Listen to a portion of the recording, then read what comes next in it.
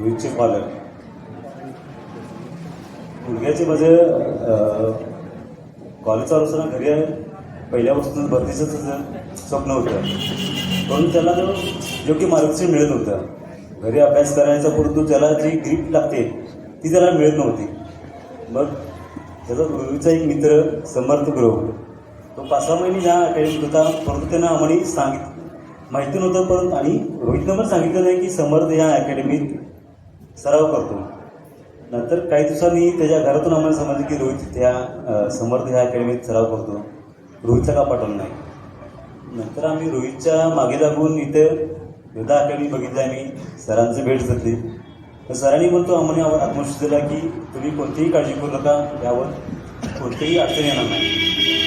रोहितून आत्ता जे यश केलं आहे, प्राप्त झाले, ते सरांच्या आणि सर्व शिक्षक वर्ग यांच्या प्रयत्नांना मिळालेलं आहे.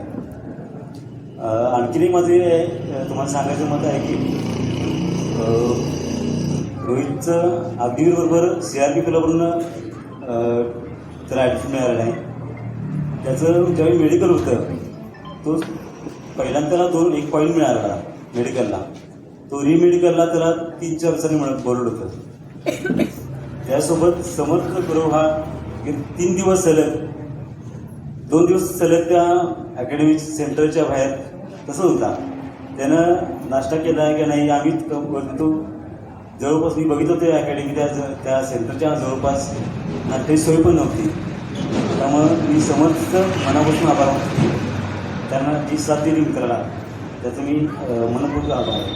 तसेच मी सर्व मान्यवर सरांचा आभार मानून ही संपवतो.